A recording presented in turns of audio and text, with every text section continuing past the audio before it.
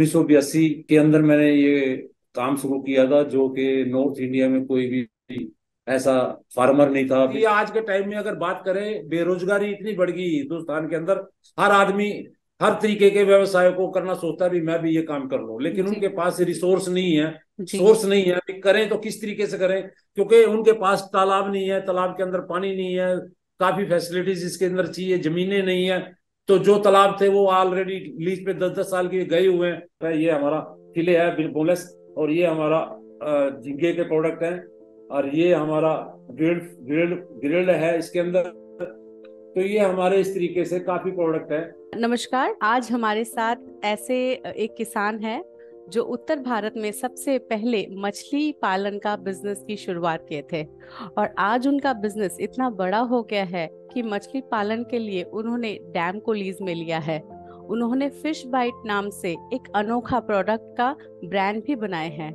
नमस्कार सर, बहुत बहुत स्वागत है हमारे चैनल में। हमारे दर्शकों को अपने बारे में प्लीज बताएं। मैं सुल्तान सिंह, करनाल हरियाणा बुटाना गांव से हूँ और किसान हूँ। खेती मेरा व्यवसाय था, मछली पालन में मैं बाद में आया हूँ। 1982 के अंदर मैंने ये काम शुरू किया था, जो कि नॉर्थ इंडिया में कोई भी ऐसा फार्मर नहीं था अभी जिसके हमें प्रेरणा मिल सके और इस काम को हम शुरू कर सकें। तो 82 में मैं कॉलेज में पढ़ता था। पढ़ते पढ़ते मैंने अपने ही गाँव का एक तालाब 500 रुपये पट्टे पे लिया, और वो पट्टे पे लेके उसमें मछली पालने का काम शुरू किया। मछली पालने का काम शुरू मैंने कहाँ से स्टार्ट किया था, जेसी मार्कंडे, जगदीश चंद्र मार्कंडे एनडीआरआई में एक केवीके के हेड थे, तो उनसे थोड़ा सा मैंने ट्रेनिंग लिया था।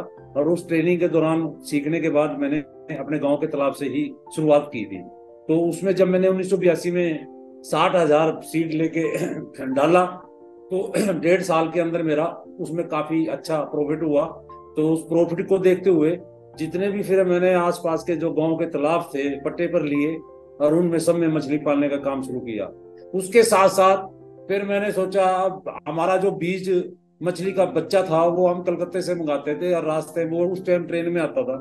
तो ट्रेन के अंदर हमारा बच्चा सक्सेस नहीं होता था, और वो सारा रास्ते में ही मर जाता था, क्योंकि 60-70 घंटे 50 घंटे पहले ट्रेनों में पहुंचता था। तो जब तक उसके टाइमिंग होती थी वो सारी 12-14 घंटे की होती थी, तो उसकी मोर्टलिटी हो जाती थी गर्मी के कारण। तो 1984 में फिर मैंने अपने फार्म के ऊपर 6 एकड़ अपने फादर से ली, जो वो बैरल लैंड थी, उसमें हम कुछ भी पैदा नहीं करते थे। तो उसको भी मेरे फादर ने देते हुए बहुत मतलब आनाकानी करी, भाई प्लेन जमीन को खराब कर देगा, इसमें बच्चे क्या खाएंगे, कल को तू छोड़ देगा, और इसमें जी कुछ नहीं हुआ तो तू खड्डे खोद के इसको छोड़ देगा। इस तरीके से घर में पूरी बातें हुई है। तो घर वाले फिर बाद में मेरे मान गए, मानने के बाद मेरे को बोला कि चलो 5 एकड़ जमीन है, ये कलर भूमि है, अगर खराब भी होगी तो चलो 5 किले में हम सब्र कर लेंगे। तो मेरे हम्म फादर ने वो जुआ खेल के मेरे को 5 एकड़ जमीन दे दी थी।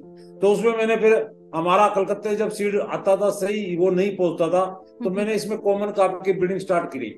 तो जैसे जैसे मेरे पास गांव के 7-8 तालाब, गांव के तालाब थे मेरे पास, तो मैंने अपना फार्म के ऊपर कॉमन क्रॉप का बिल्ड स्टार्ट करा। तो पहले साल ही मैंने अपने तालाबों में भी स्टॉक किया, और मैंने 1.5 लाख का बच्चा फार्मर को भी दिया। तो ऐसे ऐसे करके आज मैं 30 एकड़ में अपने फार्म पे ब्रीडिंग फार्म कर रहा हूँ, और उसमें 20 किस्म की मछलियों का पैदा कर रहा हूँ, बीज जो है। और वो पूरे नॉर्थ इंडिया तो दे रहा हूँ मैं, और बाकी मैं राजस्थान में, जैसे महाराष्ट्र में, इन यूपी में, इन स्टेटों में भी सीड सप्लाई कर रहा हूँ। तो गवर्नमेंट के जो टेंडर होते हैं उस टेंडर के द्वारा मेरे से सीड लिया जाता है, और मैं बढ़िया क्वालिटी का सीड सबको देता हूँ। तो इसी तरीके से, जी तो उस टाइम हमारे जो नॉर्थ इंडिया के फार्मर थे वो इसको काम को अच्छा नहीं मानते थे। धीरे धीरे धीरे धीरे जब उन्होंने इसके अंदर काफी अच्छी इनकम होना स्टार्ट हुआ, तो आज मेरे हरियाणा का कोई भी तालाब ऐसा नहीं है जिसके अंदर मछली पालन नहीं हो रहा हो। तो उसके साथ साथ जो हमारे किसानों की बैरल लैंड पड़ी थी, हमारे यहाँ 2 तरह का पानी है, एक तो मीठा पानी है, एक सलाइन वाटर है। जो सलाइन वाटर एरिया हमारा 6-7 डिस्ट्रिक्टों के अंदर बहुत ज्यादा है।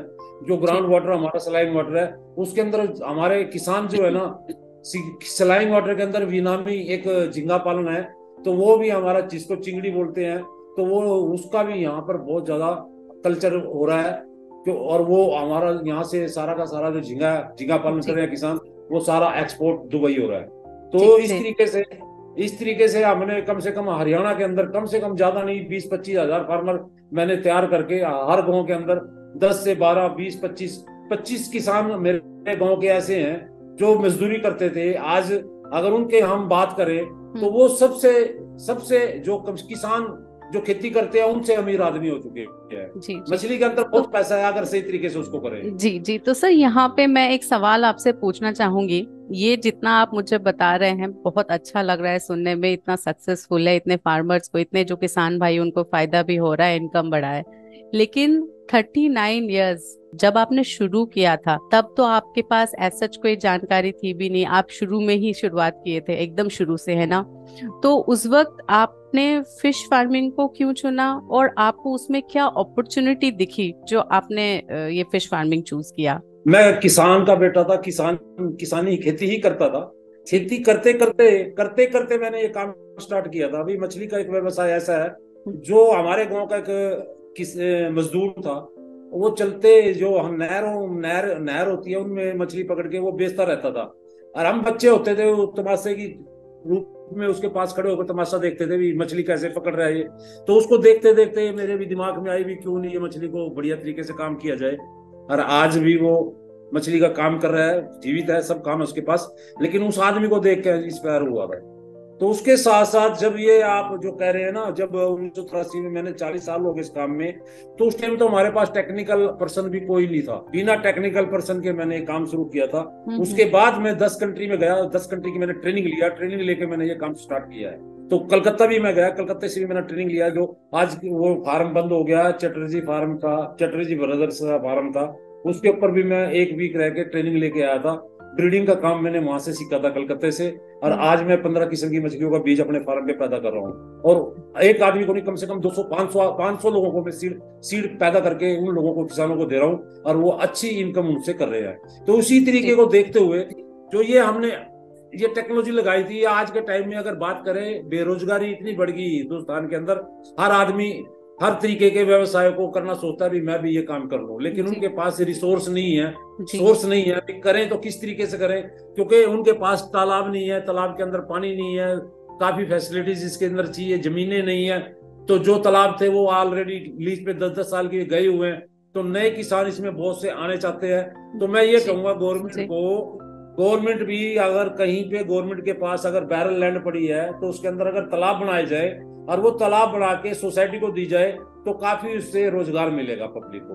तो मेरा कहने का मतलब ये है, हर स्टेट की गवर्नमेंट को अगर उन बैरल लैंड जो गवर्नमेंट के पास है, अगर उसमें तालाब अच्छे से बन जाए और सोसाइटी बना के 50 आदमी 100 आदमी को वो पट्टे में दी जाए, तो वो अपना रोजी रोटी वहां से कमा सकते हैं 100 आदमी। तो इस तरीके से मैं गवर्नमेंट को भी ये सलाह देता हूँ। अगर बात है ट्रेनिंग की, अगर किसी भाई को किसी तरीके की ट्रेनिंग चाहिए तो मेरे यहाँ ट्रेनिंग की अवेलेबल है। जब भी मेरा कोई यहाँ पे बैच निकलता है तो मेरे से डेट पूछ सकता है। मेरा फोन नंबर 98 120 32 544। ये फोन नंबर नोट कर ले, जिसने डायरेक्ट मेरे से बात करनी है तो बात कर सकता है। जैसे अगर शुरुआती तौर की बात आप कर रहे थे तो उस टाइम में, अभी तो आपने जो चैलेंजेस शेयर किए जो अभी के किसान भाई फेस कर रहे हैं, लेकिन आपने जब शुरू किया था तब कौन से चैलेंजेस आपको फेस करने पड़े थे, वो शेयर कीजिए, और कैसे आपने उनको ओवरकम किया? जब हम जो काम करते थे, पहले क्या था, पहले मछली पालन किसी तालाब में नहीं होता था। उन तालाबों की जो फर्टिलिटी थी, सबसे मेन बात क्या है, उन तालाबों के अंदर फर्टिलिटी इतनी अच्छी थी, वो उनके अंदर बीमारी भी कम आती थी। जब किसी चीज का हम ज्यादा प्रचलन स्टार्ट कर देंगे, किसी चीज को ज्यादा यूज करना स्टार्ट कर देंगे, तो वहां पे बीमारियां भी बढ़नी स्टार्ट हो जाती है। तो आज के टाइम में अगर मैं बात करूं तो आज के टाइम में बीमारियों बहुत ज्यादा है। उस टाइम ये बीमारियां नहीं थी, हमारे पास साइंटिस्ट भी नहीं थे, हमने खुद धक्के खा कर करके खुद ही सीखा है। उसका इलाज भी कैसे क्या करना है, कैसे घूमना है।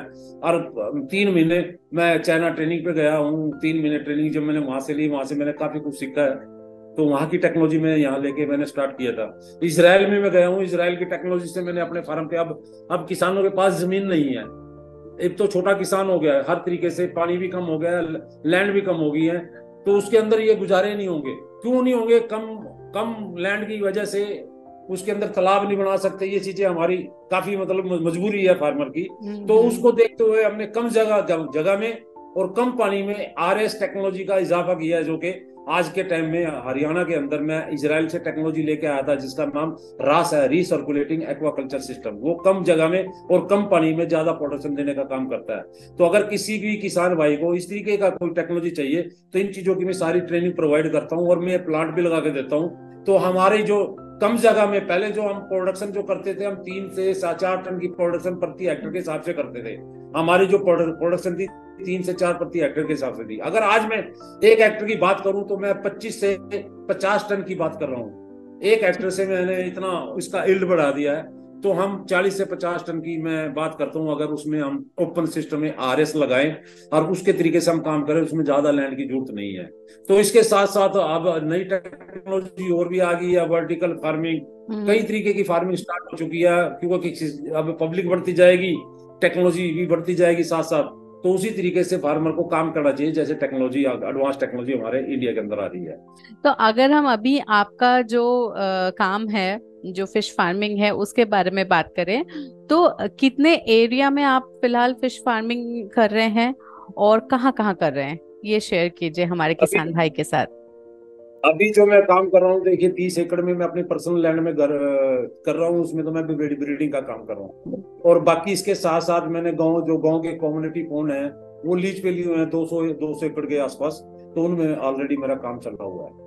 जी जी। और फिश, कौन सी फिश आप फार्मिंग करते हैं और हम कौन सी फिश की हम डिमांड ज्यादा है, ये हम बताइए सर। 6 किस्म की मछली, हमारी रोहू है, कटला है, मिर्गल है, ग्रास कार्प है, कॉमन कार्प है, सिल्वर कार्प है। ये 6 तो हमारी एक ही तालाब में डाल सकते हैं, जिसको हम कंपोजिट फिश कल्चर बोलते हैं। इसमें 3 तरह की लेयर होती है, जो लेयर वाइज ये मछली डाली जाती है। अब आजकल अगर हम ज्यादा प्रोडक्शन की बात करें तो इसके साथ साथ हम पंगेसियस फिश बोलते हैं, और वो पंगेसियस इसमें डाल के हम ज्यादा प्रोडक्शन ले सकते हैं। उसके साथ साथ पंगेसियस के अलावा एक मांगूर कैटफिश है, वो भी हम अच्छी ज्यादा उत्पादन लेने के लिए उसको डाल के उसका भी प्रोडक्शन कर रहे हैं। जी जी। तो ये हमारी 8 किस्म जो है यहाँ पे चल रही है। और उसके साथ साथ जो खारा पानी है जहाँ पर, वहाँ पे हमारा झींगा पालन हो रहा है। तो हमारे यहाँ अब, पहले तो आईएमसी और सीएमसी का बच्चा यहाँ पे बहुत ज्यादा पालन करते थे। अब आजकल नई मछली बहुत आ गई है, फार्मर दूसरी तरफ से जा रहा है, तो अब पंगेसियस का और मांगूर का सीड पैदा कर रहे हैं। अभी मैंने 2 दिन पहले ही अभी लेटेस्ट एक हैचरी लगाई है, जिसमें मैं पंगास की भी ब्रीडिंग नॉर्थ इंडिया का अंदर करूंगा। और मैं पहला किसान होऊंगा जो नॉर्थ इंडिया के अंदर में इसकी पंगासिस की ब्रीडिंग कराऊंगा। तो इसी तरीके से मंगूर की ब्रीडिंग भी जो यहाँ कोई नहीं करा पा रहा था, तो इसका मंगूर का और इसका दोनों का हमने एक बढ़िया मॉडल हैचरी लगाया है। परसों ही आज उसका मुहूर्त किया, बल्कि आज ही चलाएंगे इसको हम। तो आज आपसे बात हो रही है, तो उस चैनल के द्वारा मैं आपको दिखाऊंगा भी। नेक्स्ट टाइम कभी आपसे मौका मिलेगा तो मैं उसको सक्सेस करके दिखाऊंगा। Okay okay. तो सर, आपके इतने सालों की फिश फार्मिंग है, तो तब की फिश फार्मिंग की टेक्निक और अब की फिश फार्मिंग की टेक्निक, क्या अंतर हुआ है, क्या चेंजेस आए हैं या क्या डेवलपमेंट हुई है, ये प्लीज शेयर कीजिए। 1 हेक्टेयर में 2.5 किले में 200 और 300 केजी मछली पैदा होती थी सिर्फ। जी। आज 1-2.5 किले की अगर मैं बात करूं तो 50 क्विंटल मछली की, 5 टन मछली की मैं बात कर रहा हूँ। 50 टन मछली कम नहीं होती। अगर उसको 150 रुपए के हिसाब से करें तो 75 लाख रुपए की 2.5 किले से मछली निकल सकती है। पर ये है 75 लाख रुपए की अगर हम मछली निकाल भी रहे हैं, तो उसमें कम से कम 40 लाख रुपए के हमारे खर्चे भी हैं। आज सारा का सारा जो कल्चर है, पहले तो हमारे प्लैंक्टन के ऊपर सर्वाइव करती थी मछली, खाली पहले फूड नहीं डालते, हम बिना फूड के मछली तैयार करते थे। अब हमारे को फूड डाल के मछली तैयार करना पड़ता है, उसमें हमारा काफी पैसा फीड के अंदर चला जाता है। तो सर, एक ये पॉन्ड कल्चर या टैंक कल्चर, कौन से में ज्यादा फायदा है, ये दोनों जरा अच्छे हैं, लेकिन टेक्नोलॉजी पूरी लगाए टैंक के अंदर। टैंक क्या है, जो भी नया किसान इसके अंदर आए, पहले वो अपने तरीके से उसको अच्छी तरह से जांचे और परखे, उसके बाद फिर ये स्टार्ट करें। क्योंकि जो आरएस टेक्नोलॉजी है, असली टेक्नोलॉजी आरएस है। आरएस प्रॉपर तरीके से इंडिया के अंदर कोई लगा ही नहीं रहा, वो जुगाड़ बना के लगा रहे हैं। जुगाड़ के अंदर कभी भी सक्सेसफुल नहीं होता। अगर उसके अंदर पूरे इक्विपमेंट्स ने लगा के जब तक उसको नहीं लगाएंगे, चलाएंगे, तो वो सक्सेसफुल नहीं होगा। तो मेरा कहने का मतलब है, अगर 2.5 किले में ओपन तालाब के अंदर अगर आप आरएस लगाते हैं, वो ज्यादा कामयाब है। उसको लगाए किसान, उसमें उसको ज्यादा प्रॉफिट होगा। जी जी। तो सर, हम लोग बात और करेंगे आरएस सिस्टम के बारे में ही। तो आरएस सिस्टम जो है फिश फार्मिंग में, इसके बारे में थोड़ा और बताइए, और इसके फायदे क्या क्या है, ये आप शेयर कीजिए। अब इसके अंदर आरएस जो टेक्नोलॉजी है, देखो ये कम, जिनके पास जमीन अपने पास नहीं है, जिनके पास आधा एकड़ जमीन है, ये उसके ऊपर भी लग सकता है। और छोटा ट्यूबवेल लगा के 2 इंची पानी लेके ये कम पानी से भी चल सकता है। उसी पानी को हम रिसाइकल करते रहते हैं, क्योंकि पूरी मशीनें जो आती हैं ये बाहर की होती है। यहाँ पर इसकी कोई मशीन नहीं बना रहा। अगर यहाँ पे बना रहा है तो वो सक्सेसफुल नहीं है, वो चलती नहीं है, वो कामयाब नहीं है। इसकी मशीनें बाहर से आती हैं, अगर वो बाहर वाला प्रोजेक्ट लगाते हैं तो पूरा 100, क्योंकि दूसरी कंट्री के अंदर देखो वेदर नहीं है, उन्होंने उस वेदर के हिसाब से वो मशीनें तैयार की हुई हैं। हमारे यहाँ तो कई तरह के वेदर, हर तरीके का वेदर है, 4 ऋतु है, ऐसा वेदर पूरे वर्ल्ड में कहीं नहीं है जो इंडिया के अंदर है। तो हम ये ओपन सिस्टम के अंदर लगा के उससे ज्यादा प्रॉफिट ले सकते हैं जो इंडोर सिस्टम हम लगाते हैं। इंडोर सिस्टम के बाहर ये चीजें अगर हम करते हैं तो हमारे को ज्यादा प्रॉफिट मिलेगा। ये RS है, RS के अंदर सिर्फ कम जगह और कम पानी, इसकी हमें जरूरत है। तो सर अक्सर हम ये सुनते हैं कि काफी सारे छोटे फिश फार्मिंग, जो छोटे फार्म्स होते हैं वो इजाद तो होते हैं लेकिन उसके बाद ना वो चल नहीं पाते हैं, बंद हो जाते हैं, है ना? तो उसके सर, अंदर उसके अंदर हाँ, हाँ उसके जी। अंदर उसका एक रीजन है। अब हमारा जो, मान लो आपने 1 करोड़ का प्रोजेक्ट लगाया और आपके पास सिर्फ 50 लाख है, तो आपसे सिर्फ बैंक ने आपको 50 लाख दे दिया, आपके पास पूरा पूरा 1 करोड़ है। उसको चलाने के लिए एक्सपेंसेस फिर चाहिए 50 लाख रुपया, वो आपके पास है ही नहीं, तो कैसे चलाओगे उसको आप? 10-5 लाख रुपए किसी यार दोस्त से, किसी रिश्तेदार से लेके आपने अगर वो चला भी लिया, 6 महीने आपने निकाल भी लिए, तो 10 महीने का कल्चर होता है, 4 महीने पहले ही आपको क्रॉप बेचनी पड़ेगी, तो उसको लॉस होगा 100%। जब तक पूरी पूंजी आपके पास नहीं है, उसकी पूरे साल की खुराक का पैसा नहीं है, तो ये चीज लगानी नहीं चाहिए। तभी फार्मर को लगाना चाहिए जब उसके पास प्लांट का प्लस उसके खर्चे का पैसा होगा, तो तब लगाना चाहिए। अब बैंक भी बहुत बड़ी गलती करता है। बैंक क्या करता है, बैंक सिर्फ पैसा देगा, वो कहेगा तेरे पास 10% है प्रोजेक्ट का 10% बोल देंगे है, लेकिन चलाने के लिए क्या बैंक देगा? उसको नहीं देगा। वो तो एक दफा पैसा दे देगा, उसके बाद वो चलाने के लिए कुछ भी नहीं देगा। तो वो इसीलिए प्रोजेक्ट फेल होते हैं, यही रीजन है। टेक्निकल बातें इसके अंदर काफी हैं, अगर मैं बात करूंगा पूरा दिन लग जाएगा। जी बिल्कुल, जी बिल्कुल सर। तो अभी चलिए सर बात करते हैं आपके प्रोडक्ट्स के बारे में, जो आपने यूनिक प्रोडक्ट अपने बनाया है, प्लीज उसके बारे में बताइए, और आपका जो ब्रांड है फिश बाइट उसके बारे में बताइए।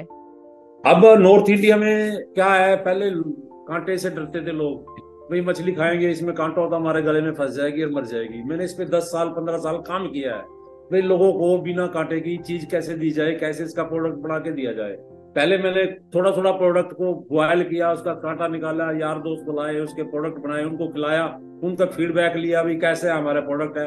फिर मैंने प्रोसेसिंग यूनिट लगाया एक हमारा सेंट्रल गवर्नमेंट की तरफ से, तो इसको ये देखिए, ये हमारा प्रोडक्ट है इस तरीके से, ये हमारे अच्छे अच्छे प्रोडक्ट है। ये हमारा फिले है बोनलेस, और ये हमारा झींगे के प्रोडक्ट है, और ये हमारा ग्रिल्ड है इसके अंदर।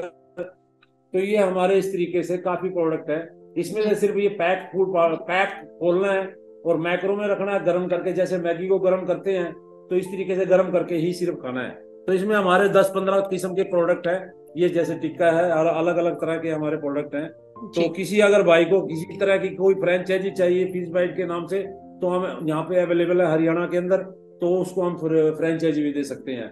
अगर फ्रेंचाइजी नहीं लेना चाहता, अगर इसका रिटेल में कोई इसके प्रोडक्ट सेल करना चाहता है होटलों पे, रेस्टोरेंट पे, फ्रोजन की दुकान पे, तो हम उसको एजेंसीज भी दे के उसको उसका काम चला सकते हैं। अगर किसी भाई को किसी तरीके की और तरीके की मार्केटिंग चाहिए, रेस्टोरेंट चाहिए, मोबाइल पे उसके ऊपर अगर इसका अपना एक रेस्टोरेंट बनाए और उसको मोबाइल करके एक दूसरी जगह भेज के, तो उसको भी वो चला सकता है। इस तरीके के अंदर कई तरह के प्रोडक्ट हैं जो गवर्नमेंट भी इस चीज में हेल्प करती है मार्केटिंग के अंदर। NFDB national fishery development board है जो गाड़ियों के ऊपर सब्सिडी देता है, और वो सब्सिडियों के तहत इन प्रोडक्टों की चलाने की मार्केट के अंदर काफी वो हेल्प करता है। सर तो आप इतने सारे प्रोडक्ट्स बनाते हैं, फिश फार्मिंग किया है, तो इसमें मशीन का योगदान तो डेफिनेटली रहा होगा। तो सर इसके बारे में बताएं कि मशीन का क्या योगदान है फिश फार्मिंग में। मशीन का तो हमारे पास ये है, देखो इसके अंदर काफी कुछ है। जब हम इसको मछली को कटिंग करके साफ करके यूज करके लेते हैं, तो इसमें सिर्फ हमारे को 33% मछली मिलती है, और 67% जो मछली है वो वेस्टेज है हमारी। उसमें से कांटे चले जाते हैं, उसमें स्किन है, हेड और टेल है, ये सारी चीजें हमारी वेस्टेज है। ये सारी मशीनें दोबारा हम हटाते हैं। जो इसमें अच्छा मीट मिलेगा हमारे को, सिर्फ वही हम 33% लेते हैं, उसी का हम प्रोडक्ट बनाते हैं। मशीनों द्वारा ही ये निकलते हैं। तो इसमें हर तरीके की मशीन अलग अलग है। डीबोनिंग मशीन है वो अलग है, हमारी स्किन की अलग है, हेड और टेल काटने की अलग है। इस तरीके से अलग अलग मशीन है। फिर इसके बाद जब हम ये चीजें सारी करेंगे, फिर इसका प्रोडक्ट बनाते हैं, वो भी मशीनों में चला जाता है। इसके ऊपर जो हम मसाले की कोटिंग करते हैं, ब्रेड क्रम्ब की करते हैं, वो सारी मशीनें द्वारा ही होती है हमारी। तो सर हम लोगों ने सुना है काफी सारे पुरस्कारों से आपको नवाजा गया है, तो प्लीज हाँ वो जी, शेयर कीजिए मेरे हमारे पीछे किसान दीवार भाइयों से। जी। ऑलरेडी ये लगे हुए हैं पुरस्कार। जी। सबसे बड़ा जो पद्मश्री है, और जी। उसके बाद यूएसए से क्वालिटी समिट अवार्ड मुझे मिला था। नेशनल अवार्ड जो जगजीवन राम किसान पुरस्कार है वो मुझे मिला हुआ है। हर तरीके का जो हमारे इंडिया के सबसे जो रेप्यूटेड पुरस्कार है वो सारे मेरे नाम से है। जी। जी। जी। सर, अगर अभी जैसे थोड़ी देर पहले आप बता रहे थे ट्रेनिंग के लिए, तो अगर कोई किसान भाई ट्रेनिंग करना चाहते हैं और जानकारी चाहते हैं कि शुरुआती तौर पे फिश फार्मिंग के लिए कितना इन्वेस्टमेंट चाहिए, तो ये जरा गाइड कीजिए। अब देखो, मैं थोड़ा सा वैसे बता भी देता हूँ। अगर एक हेक्टर का कोई तालाब बनाता है हम्म। तो एक सिंपल तरीके से भी अगर कोई बनाता है, उसमें इंटीग्रेटेड फिश फार्मिंग का बनाना चाहिए। उसके अंदर जो बनाते हैं उसका चारों तरफ से वो 40 फुट का बांध बना ले। और उसके अंदर हम क्या करें, उसके अंदर पोल्ट्री भी कर सकते हैं, डेयरी भी कर सकते हैं, पिगरी भी कर सकते हैं। तो ये सब्जी भी लगा सकते हैं, फ्रूटिंग भी लगा सकते हैं। जो हमारी लैंड जो बाहर होती है, इस तरीके से हम उसके ऊपर ऐसे काम कर सकते हैं। और जो खुदाई करके हम जिसमें पानी भरेंगे उसके अंदर हम मछली डाल सकते हैं। तो वो एक 2.5 किले का किसान अपनी साल में, ज्यादा नहीं मैं कहता, 1 एकड़ से कम 7 से 8 लाख रुपया कमा सकता है। और 2.5 से 3 लाख रुपए उसके साल में खर्चे हैं, वो आराम से 3 से 4.5 लाख रुपया, 3 से 4.5 लाख के बीच में उसकी जो बचत है 1 साल की आ सकती है। जी। और इस चीज ट्रेनिंग किसी को चाहिए, वो तो प्रॉपर तरीके से बैठेंगे एक दिन पूरा तभी वो ट्रेनिंग ले पाएगा। अगर मैं इसके आपके माध्यम से बात करूं तो पूरी ट्रेनिंग नहीं दे पाऊंगा। सर, आपके फ्यूचर गोल्स के बारे में बताइए।